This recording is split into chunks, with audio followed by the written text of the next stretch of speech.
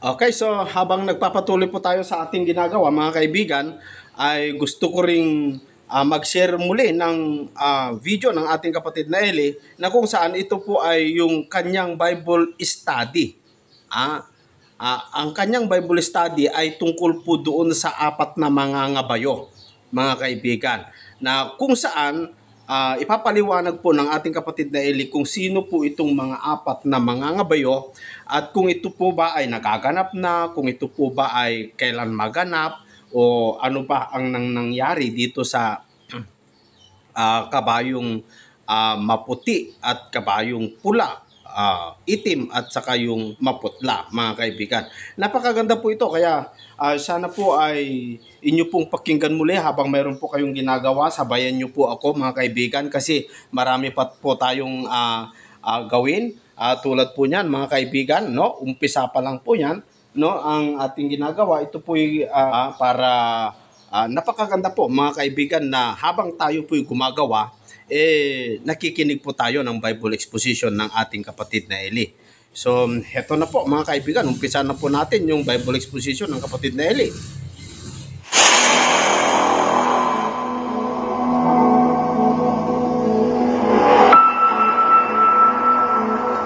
Paano sasawayin? 1:13 ng Tito.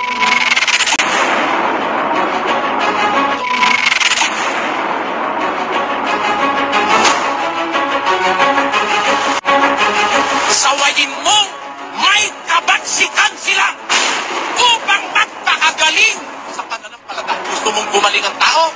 Pag mali, sawayin. In the name of Jesus! Gusto namin kayong manita. Si Jesus Christ dito na nakatira sa akin.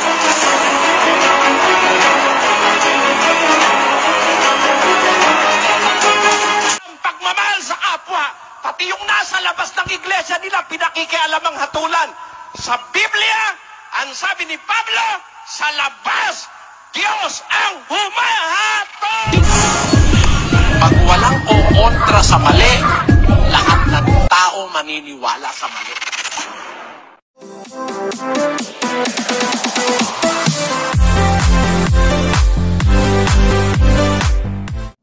Magandang gabi, magandang araw mga kapatid, sa amang kayo naroon sa alinmang panig ng mundo. Salamat po, gayon din sa mga panauhin natin sa ating mga local chapter sa buong Pilipinas at sa buong mundo. Gayon din sa ating mga taga-subaybay sa internet. Alam ko po na pati ang ating mga kaaway o kaibayo na naghahanap ng maipupuntos ay laging nakasubaybay sa atin. Pero salamat sa Diyos at sumusubaybay kayo. Makonsuelo ako kahit na sabihin pang minumura nyo ako. Yung mga nagmumura sa internet, naninira sa akin, okay lang. Basta't andyan lang kayo, andito naman kami. Okay lang po. It means something to me. Pag ang isang tao, binibigyan mo ng interest, ibig sabihin, hindi mo basta pwedeng itapon sa basurahan yung tao na yon. No? Somewhere in your heart, alam nyo na,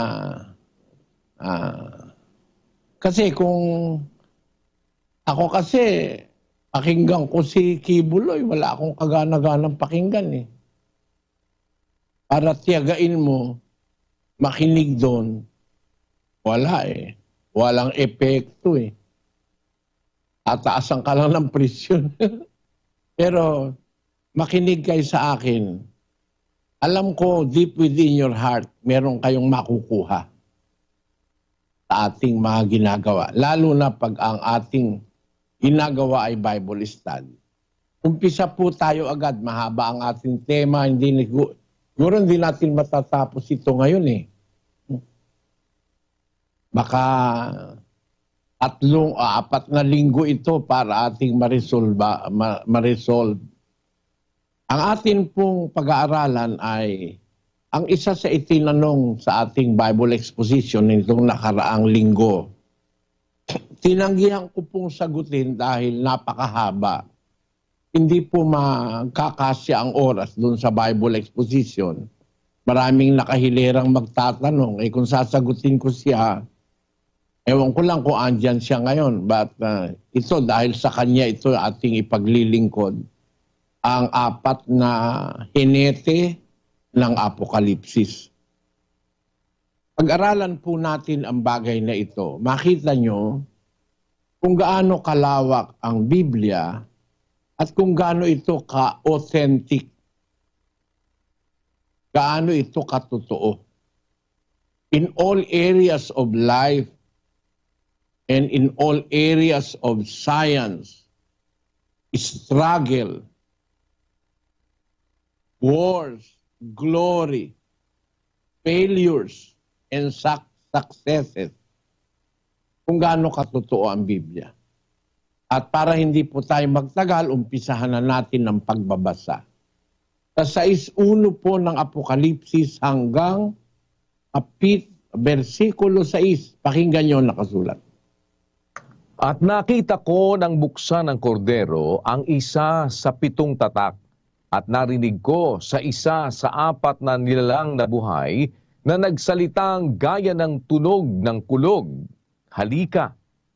At tumingin ako, at narito ang isang kabayong maputi, at yaong nakasakay dito ay may isang busog, at binigyan siya ng isang putong, at siya yumaong nagtatagumpay at upang magtagumpay. At nang buksan niya ang 2 tatak, ay narinig ko sa 2 nilalang na buhay na sinasabi, halika. At may lumabas na ibang kabayo, na kabayong mapula, at ang nakasakay dito ay pinagkaloobang mag-alis sa lupa ng kapayapaan, at upang mangagpatayan ang isa't isa. At binigyan siya ng isang malaking tabak. At nang buksan niya ang 2 tatak, ay narinig ko sa 3 nilalang na buhay na nagsasabi, halika. At tumingin ako, at narito ang isang kabayong maitim, at yaong nakasakay dito ay may isang timbangan sa kaniyang kamay. At narinig ko ang gaya ng isang tinig sa gitna ng 4 na nilalang na buhay na nagsasabi, sa 1 denaryo ay 1 takal na trigo, at sa 1 denaryo ay 3 takal na sebada. At huwag mong ipahamak ang langis. At huwag mong ipahamak ang langis at ang alak. At nang buksan niya ang 4 na tatak, ay narinig ko ang tinig ng 4 na nilalang na buhay na nagsasabi, halika. At tumingin ako, at narito ang isang kabayong maputla, at ang nakasito ay may pangalang kamatayan, at ang Hades ay sumusunod sa kanya, at sila'y pinagkalooban ng kapamahalaan sa 4 na bahagi ng lupa, na pumatay sa pamamagitan ng tabak, at ng gutom, at ng salot, at ng mga ganid na hayop sa lupa. Yan ngayon ang ating nabasa, mga kapatid. Sa Apokalipsis, ang libro po ng Apokalipsis ay tinatawag na Revelation sa Ingles. Yung salitang Apokalipsis o Apokalipsis, ang kahulugan po nun ay paghahayag o pahayag. Pagbubulgar. Sabi po doon sa Greek Dictionary of Biblical Terms, pakibasa kapatid na Daniel. Ito po, Apokalipsis. From Greek 601, disclosure, appearing, coming, lighten, manifestation, be revealed, revelation. Tandaan niyo po, ang aklat ng Apokalipsis ay revelation o paghahayag. Pero ito, hindi paghahayag sa lahat ng tao. Hindi po. Itong Apokalipsis, pagkakamalian ito ng maraming tao. Kasi yung pagpapahayag na intended by God Sa libro ng Apokalipsis, hindi po para sa lahat yon. Uno-uno ng Apokalipsis.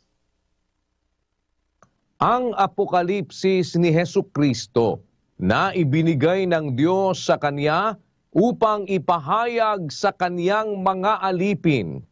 Sa makatwid ay ang mga bagay na nararapat mangyaring madali at Kanyang ipinadala at ipinaalam sa pamamagitan ng Kanyang anghel sa Kanyang alipin na si Juan. Unang-unang recipient ng Revelation o Apokalipsis ay alipin ng Diyos. Sino? Kapatid na Luz, sino? Si Juan po, Brad Eli. Hindi. Sino po? Yung anghel na nagdala sa kanya.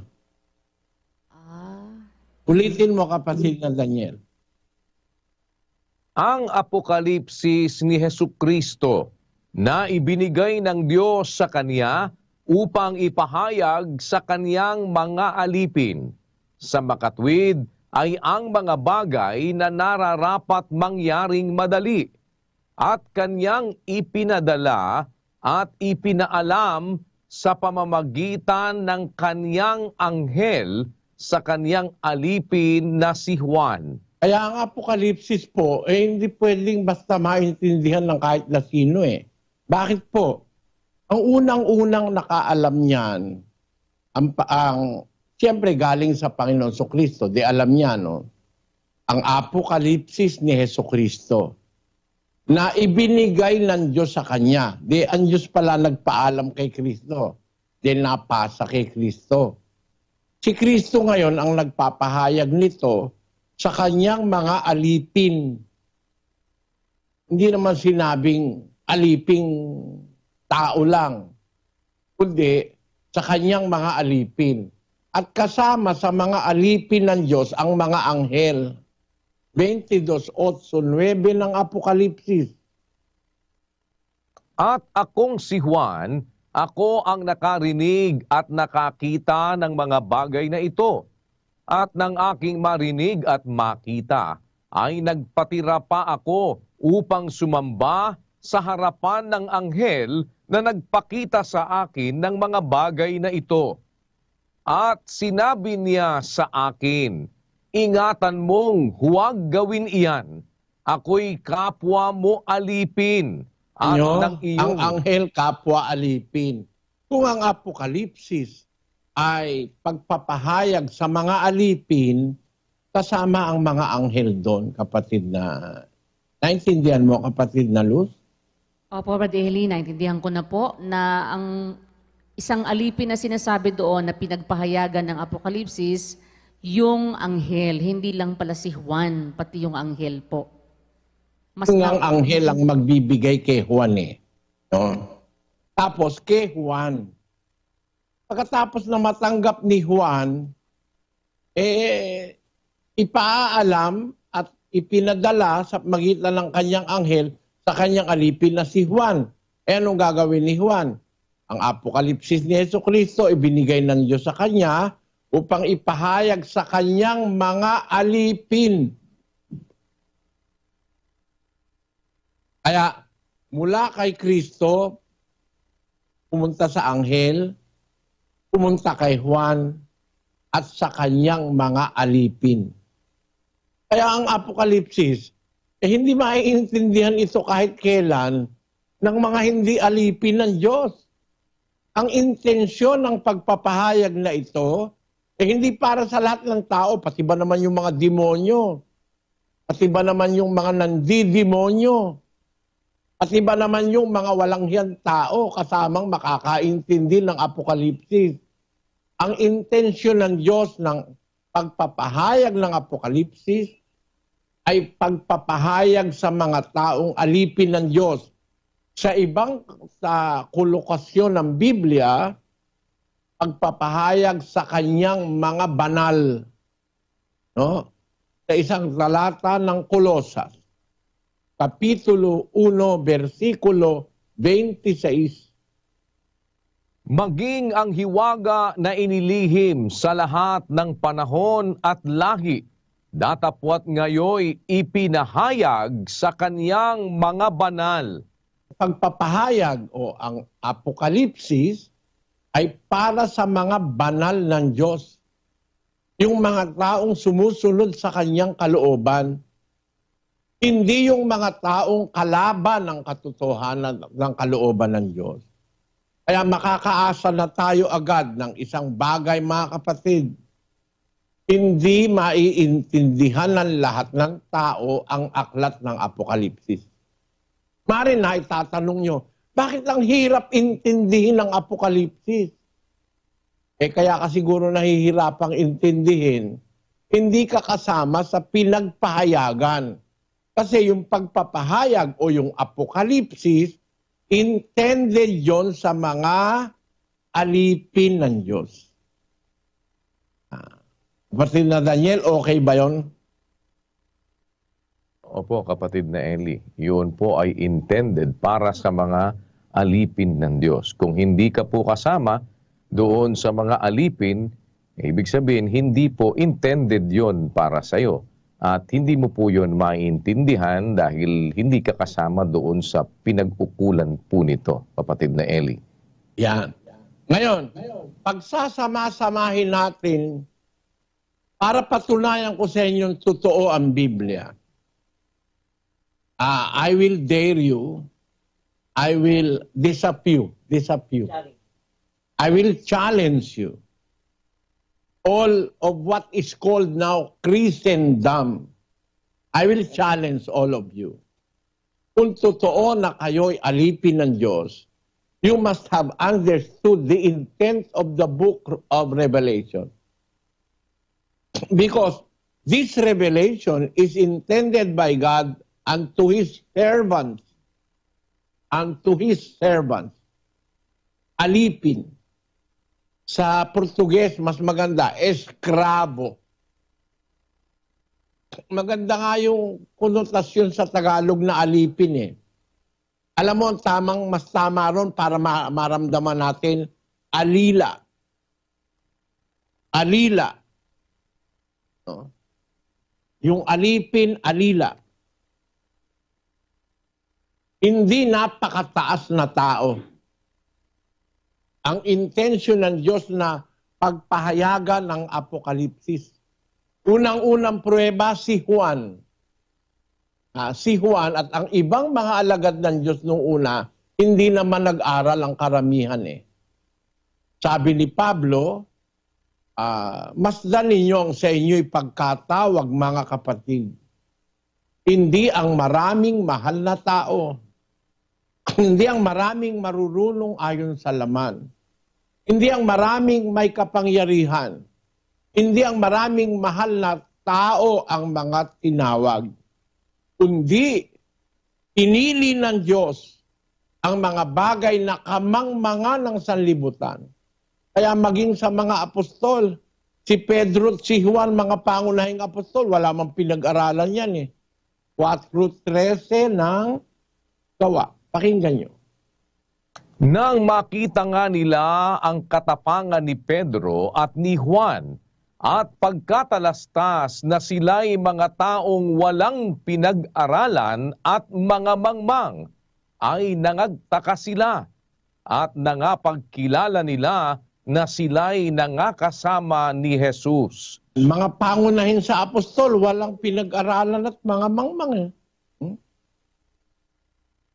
Kaya, hindi naman ang ibig sabihin, pag nakaunawa ka, napakataas mong tao, o kaya pag pinahayagan ka, napakarunong mo, wala ka ring kwenta. Kaya mo lang naman naintindihan, pinahayag sa'yo kahit naman kasi mayaman, pinaka-scholar sa lahat, kung hindi naman pagpahayagan ng Diyos, tiyak mali Papatunayan ko sa inyo. In this last 2,000 years, kung gaano katotoo ang sinasabi ng Diyos, na hindi lahat ng tao maiintindihan ang pahayag ng Diyos. Ito na. Doon sa 6:1 ng Apokalipsis, Nang buksan yung unang tatak, ang nagbukas ay ang kordero. Makinig kayong mabuti, mga kapatid. Isulat ninyo ang talata at kayo rin, pwede nyo itong ipamahagi sa iba para makawala naman sila sa panluloko. No? Merong 4 na nilalang na buhay sa langit. 4 po yun. Yung 4 na yon, representasyon ng lahat ng buhay na ginawa ng Diyos. Bakit po? Yung 4 na nilalang na buhay, meron pong 4 na anyo yun. Representing ng 4 na anyo ng buhay na nagaganap na buhay. Ngayon, hindi ko na muna tatalakayin yung mga anyo ng 4 na nilalang na buhay kasi lalo namang napakalawak nun. Ang ating punto muna, yung 4 na kabayo at 4 na mangangabayo sa Apokalipsis. Nang buksan ng kordero yung isa sa mga 7 tatak, sabi nung isa sa 4 na nilalang na buhay kay Juan, halika. At tumingin ako, sabi ni Juan, narito, isang kabayong maputi. Nakita niya, pagtingin niya, unang entrada ng revelation. Kasi revelation ito i-reveal ng Diyos sa kanya yung mangyayari, ano ba magaganap sa buhay, sa mundo, etc. Pagtingin ko, sabi ni Juan, may isang kabayong maputi. Yan. At tandaan nyo mga kapatid, ang i-reveal kay Juan, yung mangyayari mula sa kanyang panahon para sa future. Hindi ang i-reveal sa kanya yung sa panahon niya paatras. Ito, ako ito binibigay sa inyo, yung mga intelligent students of the Bible in the Philippines and all over the world. We must be disciplined by the fact that what is going to be revealed to John by the angel sent by God are things that are surely going to come to pass. Basahin natin sa Ingles, kapatid na Daniel 1:1. The revelation of Jesus Christ, which God gave unto him, to show unto his servants things which must shortly come to pass. And he sent and signified it by his angel unto his servant John. Mapakaliwanag. Ang naka-content ng Apokalipsis, things which must shortly come to pass. Ang sabi sa Tagalog, sa makatwid bagay ang mga bagay na nararapat mangyaring madali. So we will not be dealing with things that have been done in the past before John. The book of Revelation strictly tells us, not like the book of Genesis, talking to us about the creation of the world, etc., etc. No? The book of Revelation is definitely revelation of things that must surely come to pass, mga bagay na mangyayari mula kay Juan sa pahinaharap. Hindi mula kay Juan paatras.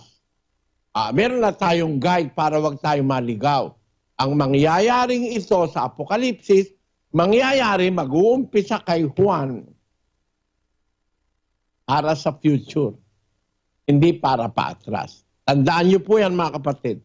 Mahalagang guide yan sa pag-unawa ng libro ng Apokalipsis. Ngayon, ang nakita ni Juan unang-una, ang mangyayaring unang-una, lumitaw yung kabayong maputi. lilitaw ang kabayong maputi malapit sa panahon ni Juan. Nakukuha mo, kapatid na Daniel? Opo, kapatid na Eli, lilitaw yung kabayong maputi malapit sa panahon ni Juan. Ano po ba ang malapit sa panahon ni Juan? Basahin natin kay Juan. Ano ba malapit sa panahon niya? 2:18 ng unang Juan. Mumunting mga anak, ito ang huling oras at gaya ng inyong narinig na darating ang Antikristo. Kahit ngayon ay lumitaw ang marami ng Antikristo. Kaya nga nalalaman natin na ito na ang huling oras. Piligroso pala yung panahon ni Juan kasi doon pala sa panahon na yon nakatakdang lumitaw ang Antikristo. Nakasunod ka, Sis Luz? Opo, Brother Eli, yun ang pinakamalapit sa kanyang panahon. Naiunawa mo ang ibig kong sabihin na ako hindi mo naman nauunawa dati, di ba? Opo, Brother Eli, hindi ko po alam dati yun. Ngayon ko lang po naisip at naintindihan yung sinasabi nyo na yun palang kabayong maputi, yun po ang unang lilitaw, malapit yun sa panahon ni Juan, yun ang pinakamalapit. At ang pinakamalapit, yun ngang paglitaw ng mga Antikristo. Huwag niyong kakalimutan mga kababayan, mag-uumpisa sa aklat sa panahon ni Juan, ang pangyayaring ipapakita sa kanya na marapat mangyaring madali. So, very close. Mag-uumpisa ang Apokalipsis sa panahon ni Juan, tapos up to the future. Ngayon, ang nakakamangha, unang-unang pinakita sa kanya yung paglitaw ng kabayong maputi. Basahin nga natin uli yung 6:2, kapatid na Daniel.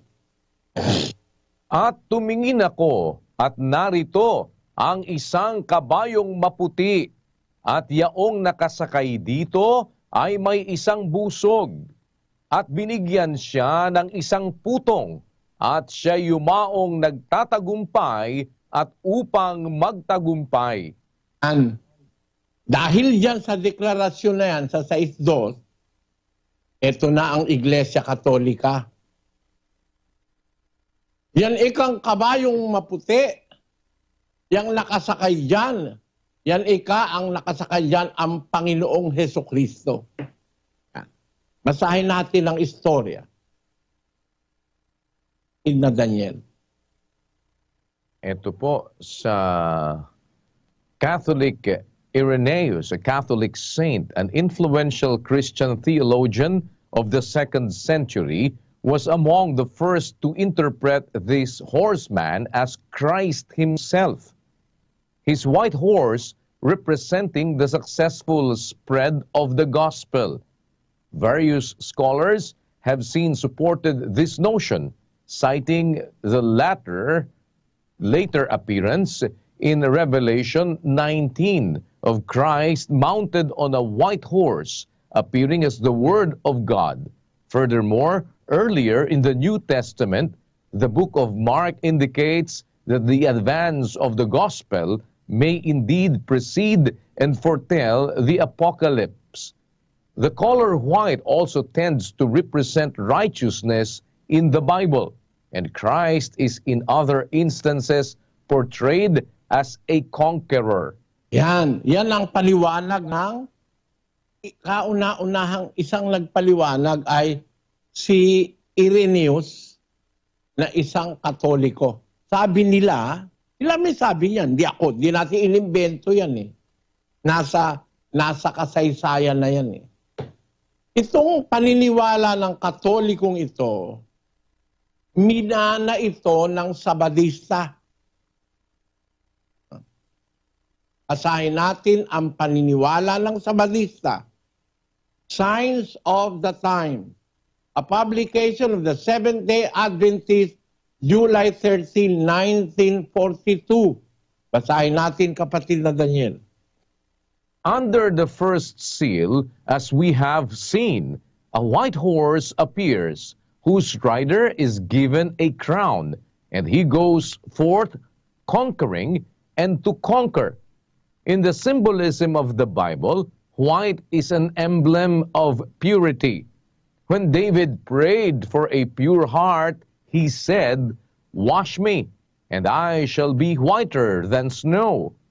So the white horse of Revelation is a symbol of the pure church of Jesus Christ at the beginning of the Christian dispensation. The doctrines of Jesus were pure. They came direct from heaven with no admixture of error or tradition. Yan. Di naihawa ng Iglesia Katolika ang Sabadista. Hindi lang sila. Ang saksi ni Jehovah, nahawa rin. Si Kristo raw yon, yung nakasakay sa kabayong maputi. Arahin natin, from the paradise lost to paradise regained ng saksi ni Jehovah, page 182 to 185. Pakinggan nyo. Revelation chapter 6 tells us of 5 horses and 5 horsemen. It is important to know what these horsemen mean. First, the Bible describes a white horse, and the one seated upon it had a bow, and a crown was given him. Revelation 6:2. This horseman pictures Christ Jesus after God crowned him king AD 1914. Yeah, isang katarantaduhan na naman ito. Si Kristo raw yon,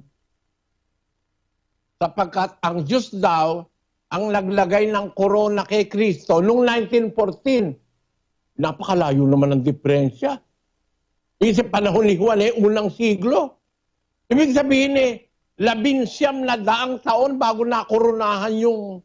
nung makita ni Juan, may korona na pala sa saksi ni Jehovah pala, mag-iintay pa ng halos 2,000 taon bago makoronahan Abe, hindi yun ang nakita ni Juan.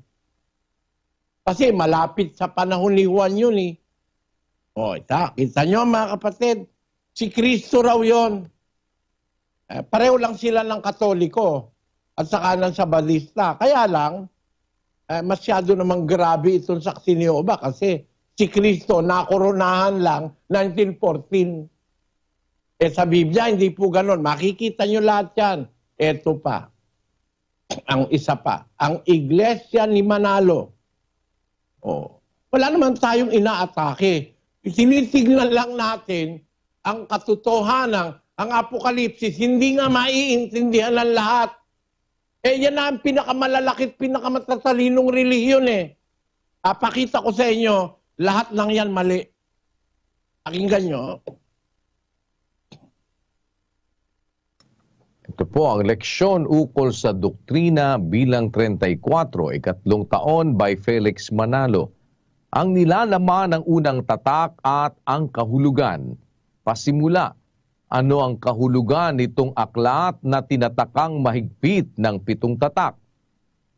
Number 1, itinulad sa aklat na may tatak ang pangitain. Apokalipsis 5.1, Isaias 29.11. A. Mga pangyayari sa panahong darating. Apokalipsis 1.19. 2.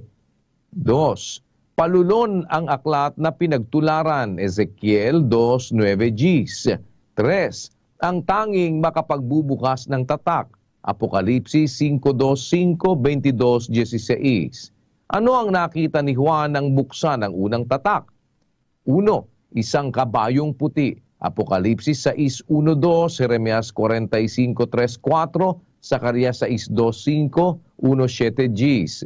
2. Ang puti ang karapat-dapat. Apokalipsis 3.4. 3. Si Kristo ang tapat at totoo. Apokalipsis 19.11.1.5. 4. Ang busog at palaso, katotohanan, kaamuan at katwiran. Awit 45.4.5. Yan ang paniwala ni Manalo. Si Kristo raw yung nakasakay sa kabayong maputi. At si Kristo raw yung nagtatagumpay upang magtagumpay, may busog. May busog. Sandatang pampatay. Yan po. At marami pang iba. Lalong mga pinakadakilang relihiyon daw sa mundo, nagkaisa na si Kristo ang nakasakay sa kabayong maputi. Ngayon, tatanungin ko kayo mga kapatid. Sa prinsipyo ng Biblia, ang totoo, hindi sumasama sa barkada ng mga gago. Tandaan nyo yun.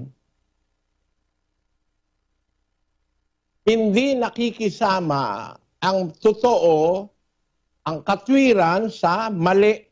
Hindi kasama yon. Sa anumang lakad, hindi kasama yon. Basahin natin ang isang talata ng Biblia. 2 Korinto 6:14. Huwag kayong makipamatok ng kabilaan sa mga di nagsisisampalataya, sapagkat anong pakikisama mayroon ang katwiran at kalikuan, o anong pakikisama mayroon ang kaliwanagan sa kadiliman? Di bang magsama yung liwanag at dilim? Hindi. Yung katwiran at yung kalikuan, righteousness and unrighteousness, pwede ba magsama? Hindi. Eh kung si Kristo itong nakasakay sa kabayong maputi, ba't naman makikiparkada siya dun sa iba pang 3 kabayo? Na ang kasama nung yung kabayong maputi rito, na 3 mga ngabayo pa, yung isa kamatayan. No? Siya ang mag-uumpisa ng gera, ng kung ano-anong gera sa mundo. Basahin natin ang 6:4, kapatid na Daniel uli. At may lumabas na ibang kabayo, na kabayong mapula, at ang nakasakay dito ay pinagkaloobang mag-alis sa lupa ng kapayapaan, at upang mangagpatayan ang isa't isa, at binigyan siya ng isang malaking tabak. Yung palang kabayong mapula, abay, ang nakasakay pala ron eh, kriminal. Nag-alis sa lupa ng kapayapaan. Mabuti ba yon? Eh, ang gusto ng Diyos ang kapayapaan manatili eh. Eh, yun ang nag-alis eh. Ito pa yung isa. Versikulo 5, kapatid na Daniel. At nang buksan niya ang 2 tatak, ay narinig ko sa 2 nilalang na buhay na nagsasabi, halika. At tumingin ako, at narito ang isang kabayong maitim. At yaong nakasakay dito ay may isang timbangan sa kaniyang kamay. At narinig ko ang gaya ng isang tinig sa gitna ng 4 na nilalang na buhay na nagsasabi, sa 1 denaryo ay 1 takal na trigo, at sa 1 denaryo ay 3 takal na sebada, at huwag mong ipahamak ang langis at ang alak. Aba, yung palang representasyon ng kabayong maitim, aba, ibig palang sabihin yan eh, masama rin. Bakit? May hawak na timbangan sa kamay. Ang mahal naman. Biro mo, 1 denaryo, 1 takal na trigo. Alam nyo, nung panahon na yon, mga kapatid, ang 1 denaryo, yun ang sweldo mo maghapon. Ayon dun sa talinghaga ni Kristo. Mahirap lang basahin natin lahat, napakahaba eh. Ang 1 denaryo, a whole day's wage. Kaya ang napag-usapan nung nagpapatrabaho dun sa ubasan, maghapon siyang magtatrabaho, 1 denaryo sweldo niya. Lalabas pala, itong ipinakikita nung kabayong maitim, para bang kakapusan sa buhay. Na ang mabibili mo lang sa isang maghapong pagtatrabaho, 1 takal na trigo, hindi ka makakabili ng pang-ulam. Wala kang mabibiling baking powder eh, para sumarap yung tinapay mo eh. meron pang isang salita ritong dapat maintindihan. Pero hindi natin ngayon yan pag-aaralan sa darating pa. Sabi niya, huwag mong ipahamak ang langis at ang alak. Ano? Sa panahon pa lang ito ng kabayong maitim, ang langis, napakahalaga. Kung yung trigo, isang takale, isang dinaryo, abay lalong mahal yung yung langis at saka yung alak. O, merong gustong sabihing bagay ito eh. Hindi ko palang muna itatouch dahil para nakabitin sa alaala nyo. Pero hindi maganda ang ipinahihiwatig ng kabayong maitim. Kulay na kulay pa lang. Maitim na. Oh. Ngayon, yung susunod na kabayo, kapatid na Daniel. At nang buksan niya ang ika-4 na tatak, ay narinig ko ang tinig ng ika-4 na nilalang na buhay na nagsasabi, halika. At tumingin ako, at narito ang isang kabayong maputla. At ang nakasakay dito ay may pangalang kamatayan. At ang Hades ay sumusunod sa kanya. At sila'y pinagkalooban ng kapamahalaan sa ika-4 na bahagi ng lupa na pumatay sa pamamagitan ng tabak at ng gutom at ng salot at ng mga ganid na hayop sa lupa. Kita nyo mga kapatid, yung palang kabayong maputla, masama rin pala ibig sabihin nun. Eh, mamamatay din yun eh. Kung atin ngayong susumahin itong 4, lahat nitong 4 na kabayo, mamamatay ito. Pati yung maputing kabayo, mamamatay din. Meron siyang daladalang busog, abo. Ang bo, para pumatay ng, yun inihahagis, ano? Puro mamamatay ito ng tao eh. Itong magkakabarkadang ito, puro lagi man daladala nito. Huwag kayong magagalit agad sa akin mga kapatid. Oh. Maliliwanagan nyo. Ibuksan nyo lang isip nyo. Kalimutan nyo sandali turo ng pare, turo ni Manalo, turo ng saksi, turo ng sabadista. Kunyari, wala pa kayong alam, kumbaga back to zero kayo.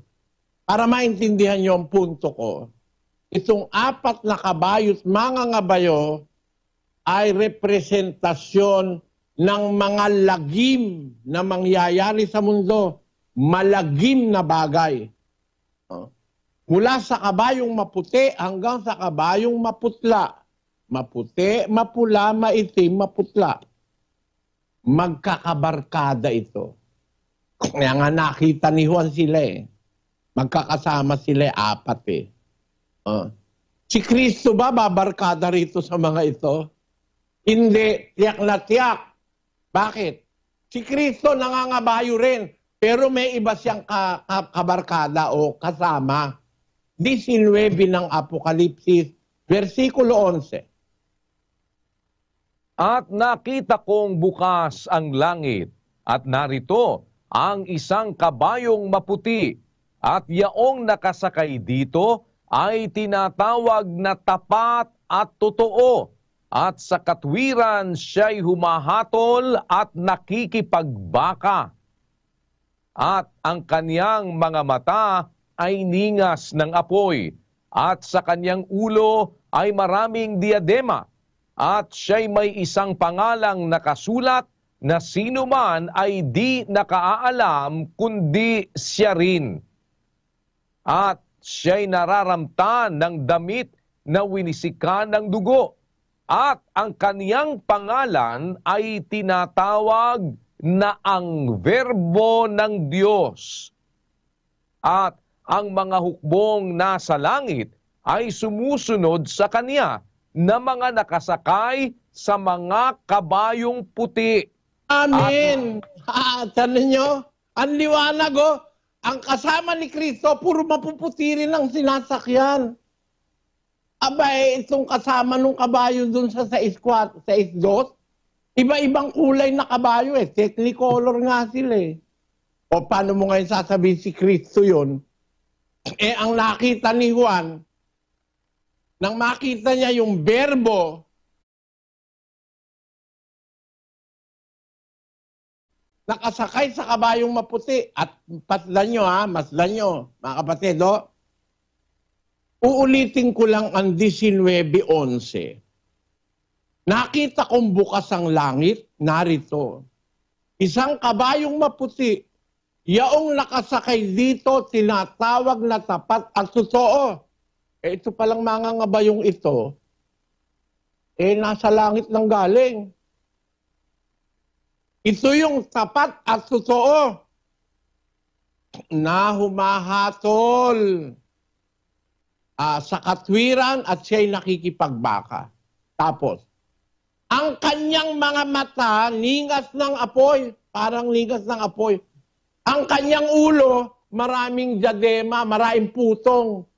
Yung nasa 6'2", isa lang ang putong, isa lang ang korona. Pakinggan nyo, balikan natin, no? 6'2".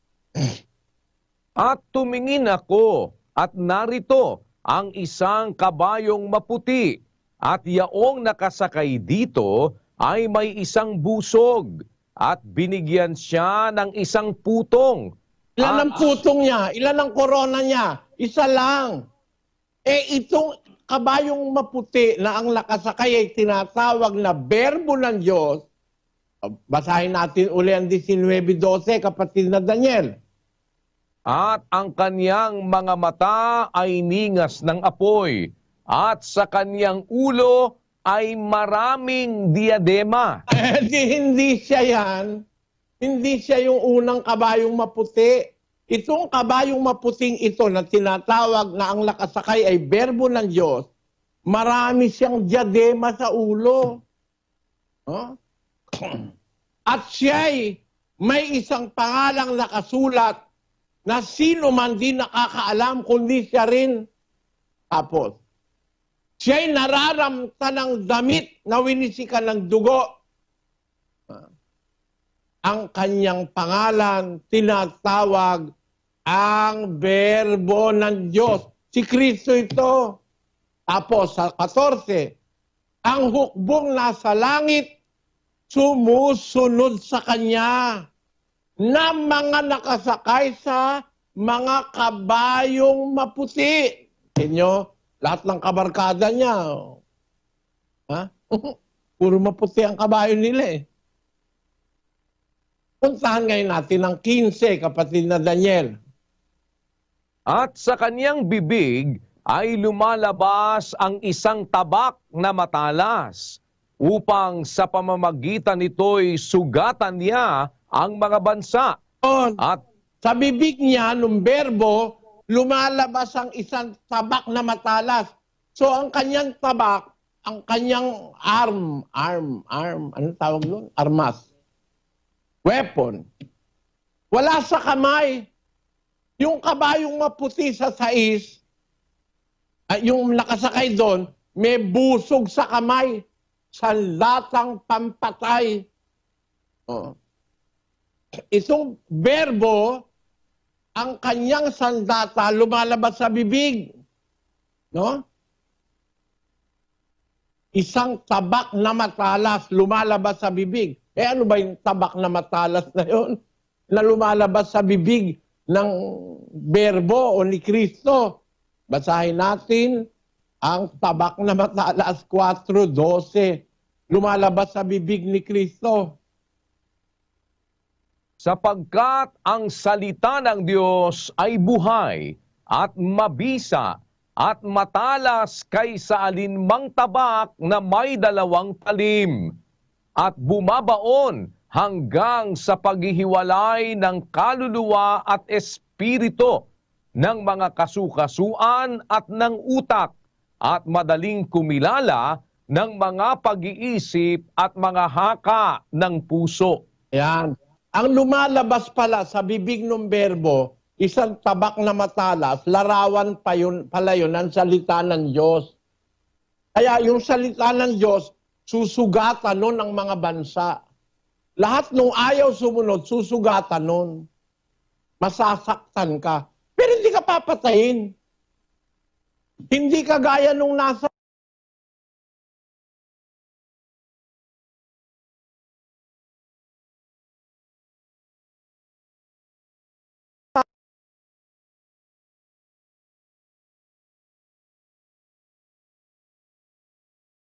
ulo, tapos ang kanyang sandata, hindi niya hawak sa kamay, nasa bibig niya lumalabas. At yun ang salita ng Diyos.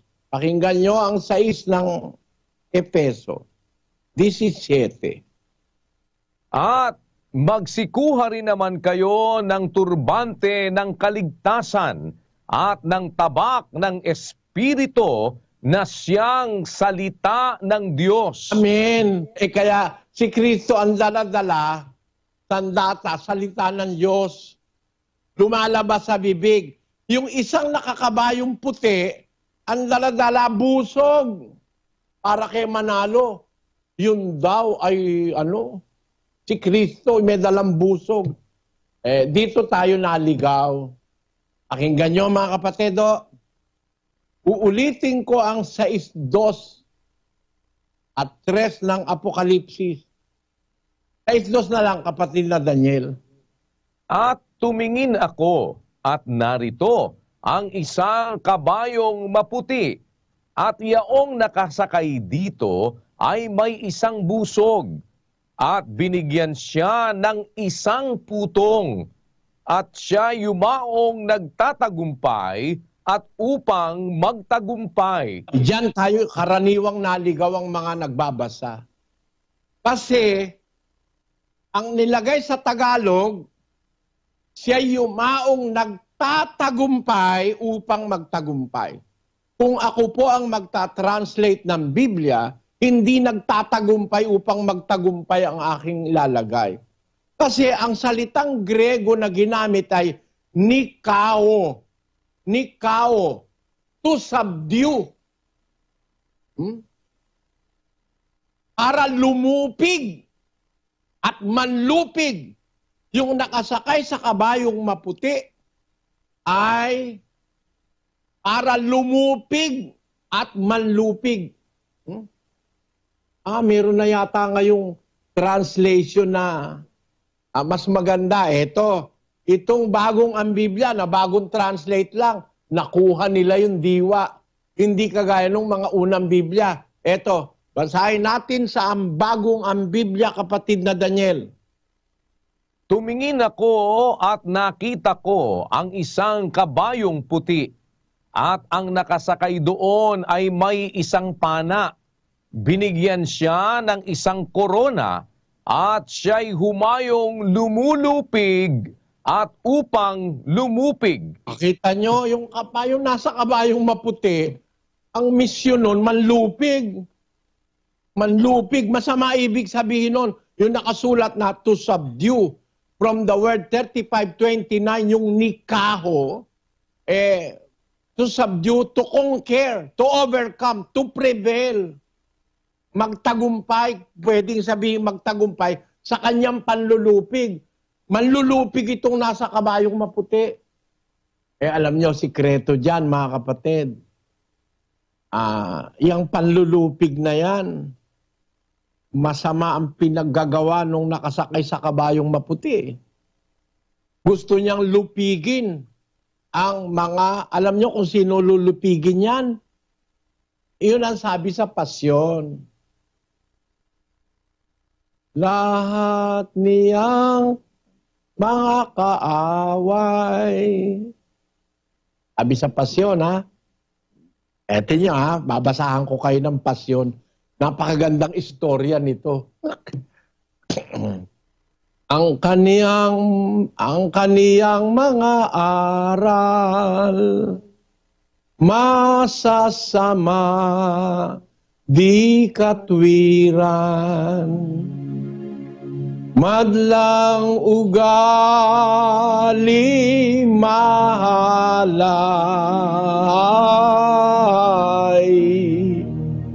Ipagbabantog sa tanan, siya'y ang Kristiyanong tunay. Di impostor ito.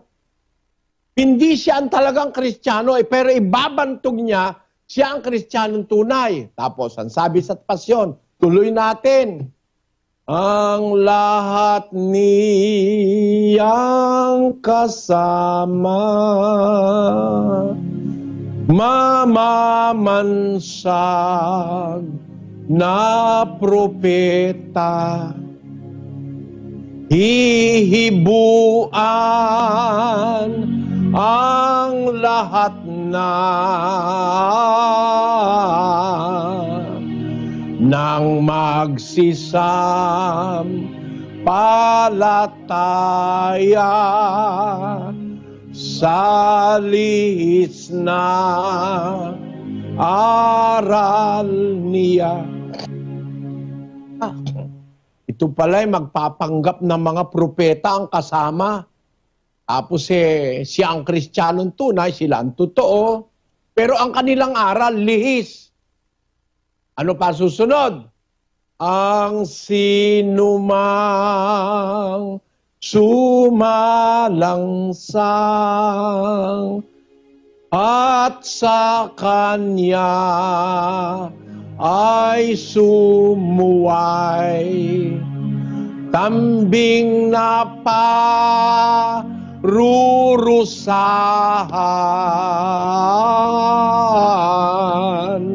ng dusang makamamatay para ng martir na tunay. Aba, ito nga pala'y papatay. Pagka nilabanan mo ang aral niyang mali, papatayin ka. Nitong antikristong ito na sinasabi ng pasyon. Sino ito? Itong suka, ban at lilo,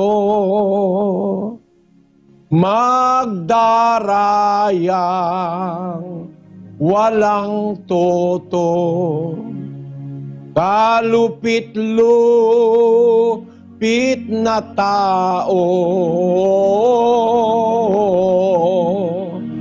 kampo ng mga demonyo, ang pangalay Antikristo. Ito pala yung Antikristo. Hindi pala yan yung Kristo. Antikristo yan. Pero magpapanggap yan na siya ang Kristiyanong tunay. Sabi ng pasyon, siya ang magtatanghal na siya ay propeta. Tapos, pagka sinalangsang ang aral niya, ipapapatay niya ang mga tao. Papatayin niya. Basahin natin ang hula ni Propeta Daniel kung ano mangyayari sa mga panahong hinaharap. Pagkatapos ni Propeta Daniel, 7:25 ng Daniel. At siya'y magbabadya ng mga salita laban sa kataas-taasan at lilipulin niya ang mga banal ng kataas-taasan. Yun, ang liwanag. Yung Antikristo, lilipulin niya ang mga banal. Kaya pala siya meron pala siyang busog, no? Na ang gagawin niya ay lulupig at manlulupig. Patay siya, yung Antikristo. Nakasakay ito sa kabayong maputi. Pero ang layon niya, pumatay. Lumupig at upang lumupig, to conquer and conquering and to conquer. Kaya pala naman tinatawag na conqueror, mapapatay niya pati mga banal ng Diyos. Naku, daing ipinapatay. Pagkatapos ni Juan, naku po, libo-libo ang pinapatay, daan-libo ang pinapatay nitong Antikristong ito. Pagkatapos ni Juan. Kasi namatay si Juan, ang pinakahuli niyang isinulat ang libro ng una, ikalawa, ikatlong Juan. na ang sabi niya doon sa unang Juan, darating na Antikristo, dumating na, yun ang oras nila. Huling yung aklat niya na yun, sinulat niya yun 98 AD. Maaari, pagkatapos ng 98 AD, ay si Juan ay namatay na rin noong unang siglo. Kaya sa early part of the 2nd century. Kaya expected natin, ayon sa Biblia, na pagkamatay ni Juan at ng ibang mga apostol, mag-uumpisa na ang kapangyarihan ng Antikristo. Yon ang inilalarawan ng kabayong maputi na ang nakasakay doon, yumaon upang lumupig, manlulupig at upang lumupig. Conquering and to conquer. Ewan ko kung paano pagkasali rito sa ibang wika sa Pilipinas, sa Cebuano, nga nakadaog ug aron sa pagdaog. Ayan, no? Talagang mananaig ito. Manlulupig ito sa Kapampangan, magtagumpe, parang sa Tagalog, upang magtagumpay. Pero talagang sa Kapampangan maganda, magdaog. Talagang siya, he will conquer. Tapos doon sa ibabaligi, ketapno agbaligi. Di ko alam sa Ilocano kung tama yung pagkaka-translate. Sa Bicol, nandadaog, asin mandadaog. Talagang malulupig ito. At sa Hiligay noon, nagapangdaog kag sa pagdaog. Alam nyo mga kapatid, itong nasa kabayong maputing ito ay masama intensyon ito. Hindi ito si Kristo. Napakalaki ng pagkakaiba. Kasama siya ng ibang mangangabayo, iba-iba kulay. Si Kristo ang kasamang mangangabayo, puro maputi sila. Tapos, itong nakasakay sa kabayong maputi na ito, sa 6:2 ng Apokalipsis, merong busog. Si Kristo, walang busog sa kamay. May lumalabas na tabak sa bibig na simboliko ng salita ng Diyos. Itong Antikristo, yung nagpapanggap na Kristo, ito ay impostor ito, kaya maputi rin siya, no? Siya ay may isang korona. Yung si Kristo, maraming diadema, nabasa natin. Marami siyang korona. Napakalaki ng diferensya. Hindi naintindihan ito ni Manalo, ng Papa sa Roma, hindi naintindihan ito ng Sabadista, hindi naintindihan ito ng Saksi ni Jehovah. Patunay na hindi sila alipin ng Diyos. Kasi ang Apokalipsis, para sa mga alipin ng Diyos.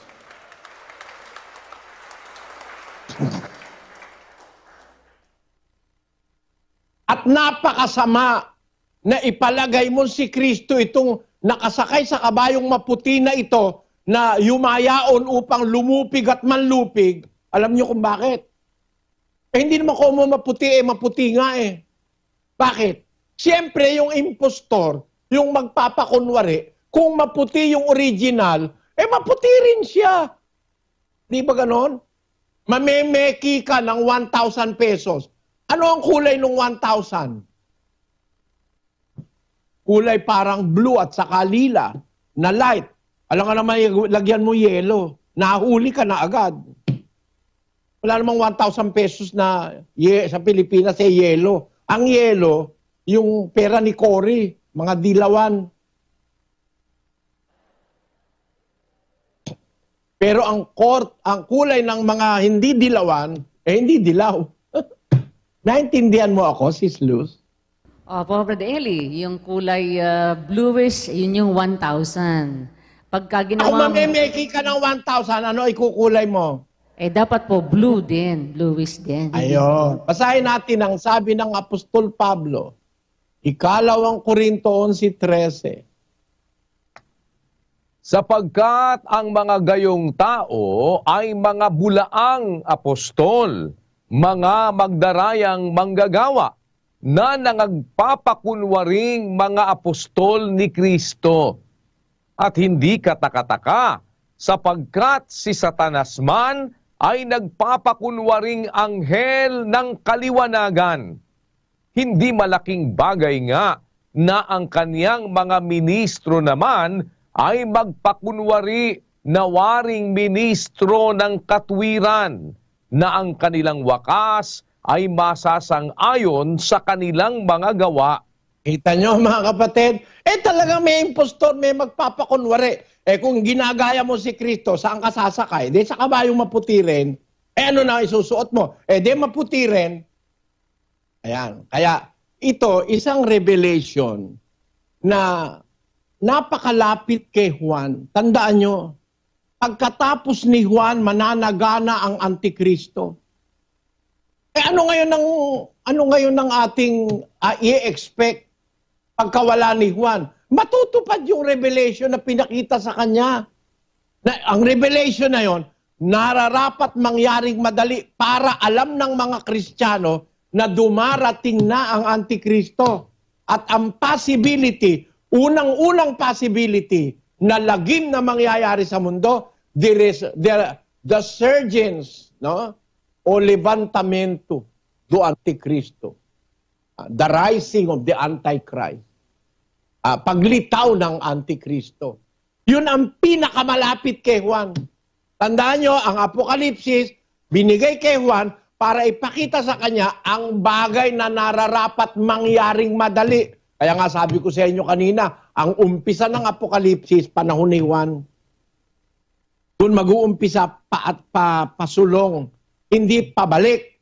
Kasi ang Antikristo doon lilitaw pagkatapos ng panahon ni Juan, madali lang, lilitaw na.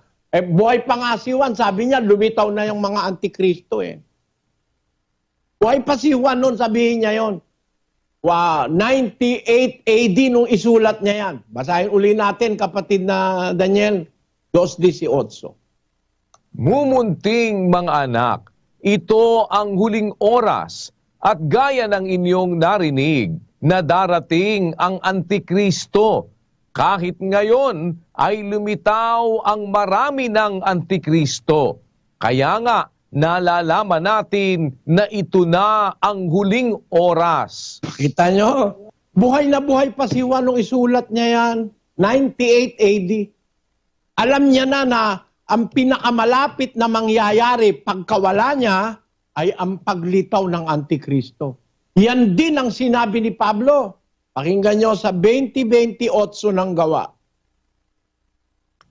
Ingatan ninyo ang inyong sarili at ang buong kawan na sa kanila'y ginawa kayo ng Espiritu Santo na mga obispo upang pakanin ninyo ang iglesia ng Diyos na binili niya ng kaniyang sariling dugo.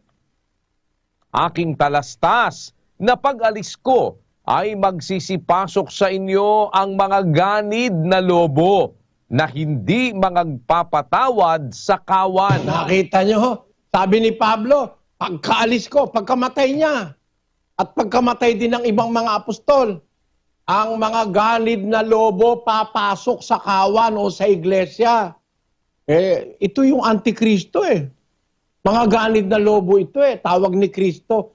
Si Kristo rin nagbigay ng babala, 7:15 ng Mateo. Pakinggan nyo. Mag-ingat kayo sa mga bulaang propeta na nagsisilapit sa inyo na may damit tupa. Datapwat sa loob ay mga lobong maninila. Ang mga bulaang propeta lilitaw pagkatapos ng mga apostol, magdadamit ng tupa, maputi nga. Pero ka ba naman nakita ang tupa kulay violet? Maputi nga. Pagkatapos ng mga alagad ng una, sinabi ni Kristo, sinabi ni Pedro, sinabi ni Pablo, at sinabi ni Juan. Si Juan ang tumanggap ng libro ng Apokalipsis, siya ang mangyayari sa hinaharap mula sa kanya, ang unang-unang lumitaw Antikristo. Ang unang-unang tatak ng buksan ng kordero Ang unang tatak nakita ko, sabi niya, isang kabayong maputi. Ang nakasakay, maputi rin ang suot. No? Full vestment ng impostor. Pero hindi maipagkakaila. Iba siya kay Kristo. Kasi isa lang ang korona niya. Tapos ang kanyang daladala sa kamay, busog o pana. Si Kristo naman, ang kanyang armas, yung tabak na lumalabas sa bibig. Nakasakay siya sa kabayong maputi. Ang kanyang kasama, nakasakay din sa kabayong maputi. Ito namang isang ito, kabayong maputi ang kasakay niya, pero ang kasama niya, multicolored. Maitim, mapula, at saka maputla. Puro kawalangyaan at lagi mandaladala sa mundo. Mga kapatid, dito, at this point of our study, gusto kong tawagan si Sis Luz, mag-ano ka nga sa ating mga bisita kung nakita nila yung diferensya nung antikristo, nung impostor, dun sa talagang Kristo, bago natin ituloy ito, kapatid na Luz. Opo, sige po. Pwede po kapatid na Randy, ito ang asawa ni kapatid na Ellen. Matanong lang po namin kayo, naintindihan niyo po yung pinapaliwanag ni Brad Eli, dalawang klase po ng kabayong maputi ito. Naintindihan niyo po yung pagkakaiba? Opo, ang pagkakaiba po, yung isang sakay ng kabayong puti, isang corona, isa po isang antikristo. At yung totoo naman po na si Jesus ay yung marami siyang corona, saka yung ang bali ang sandata niya, yung kanyang bibig. Kung ano yung sinasalita niya. Yun Tapos po, yung mga pagkaiba. kabarkada niyang, yung nakasakay sa kabayo, ano po yung kabarkada niya? Yung kabayong puti din rin po. Ayun. Nagaling sa langit. Samantalang yung Kasunod sa isa, anong mga kasama kanya. naman po? Iba-ibang kulay po. May kulay pula, kulay itim, saka yung maputla. Ayun, salamat sa Diyos. Puro mangdaraya yon. Opo. Si Sis Caroline. Kapatid na Randy, ako naman po makapagtanong sa inyo. Huwag niyo sanang ikagalit. Kapatid na Randy, Opo. naniniwala ba kayo ngayon mali ang interpretasyon ng Iglesia Katolika? Opo, kasi po wala pong mga aral na ganun eh. Ang pagpaliwanag po ay hindi po makikita doon. So parang nilalagpasan po yung ano po yung totoong nakasulat sa Bible po. Di mali rin pati Iglesia ni Manalo, Saksi ni Jehovah, at saka mga Sabadista, na silang lahat nagkaisa-isa. Si Kristo raw yung nakasakay dun sa kabayong maputi na may barkadang iba-ibang kulay.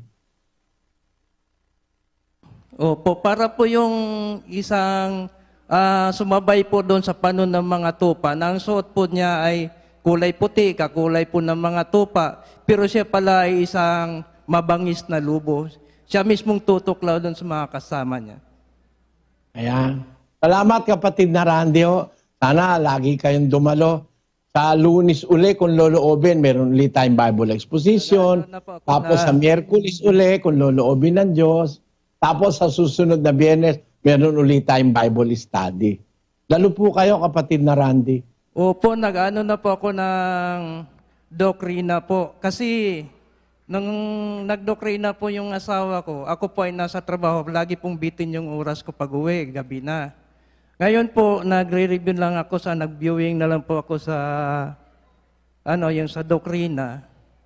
Kanina hindi po ako nakadalo kasi hindi ko natuloy kasi hapon na. Dito na lang po ako sa Bible study po. Para mas maintindihan ko po yung mga aral. Salamat sa Diyos. Salamat kapatid na Randy. Islus? Opo, salamat sa Diyos. Sis Caroline, ito, isang Katoliko. Kapatid, naintindihan mo yung pinaliwanag ni Brad Eli? Opo. Ano ang masasabi mo sa iyong narinig? Based po sa aking narinig sa sa Bible study sa araw na ito, yung sa size 2 ng Apokalipsis na sinasabi na yung mga puting kabayo, iba-iba yung mga kasama niya, may maitim, may maputla, tsaka mapula, which is yun ay mga masasama yun ng mga So, yun po mga kaibigan, maputol na natin dito kasi tapos na po. So, maliwanag po yung ating napakinggan, maliwanag po yung ating napag-aralan mga kaibigan. na yung 4 na kabayong nakasakay doon po sa Apokalipsis 6, 1 hanggang sa patuloy, mga kaibigan, ay nakita natin na yun po pala ay mga kalaban. Yung puti, mapagpanggap, yung mga kasama niya ay lagim ang kanilang ikinakalat, no? Napagdiferensya po natin sa pamamagitan ng pangangaral ng kapatid Nelly na yung Kristong tunay, ang lahat na kanyang makakasama sa pagbabalik, nakasakay din sila ng kabayo pero puro puti.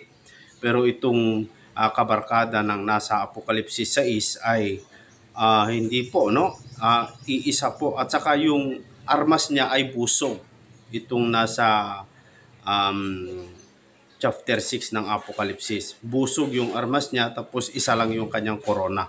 Pero ang Panginoong Jesucristo ay maraming korona at ang kanyang armas ay lumalabas sa kanyang bibig. No, so dito napag-diferensya po natin, mga kaibigan, at napakalinaw po, no.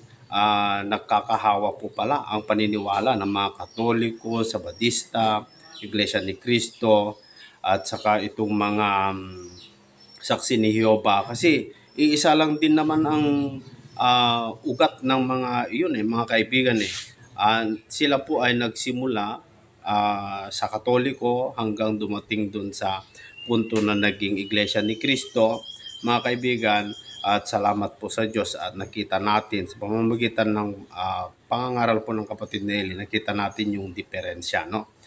Dito, sabi ko nga sa inyo, mga kaibigan, napakarami po tayong matutunan po rito sa mga ipinapangaral po sa Apokalipsis. Dahil nakikita natin sa Apokalipsis, mga kaibigan, kung babasahin mo lang talaga, mahihirapan kang umunawa. Pero kung mapakinggan mo yung paliwanag ng kapatid Nelly, ay talagang liliwanag siya na parang araw na sisikat sa iyong puso, sa iyong pagkaunawa, at nakikita mo yung katotohanan.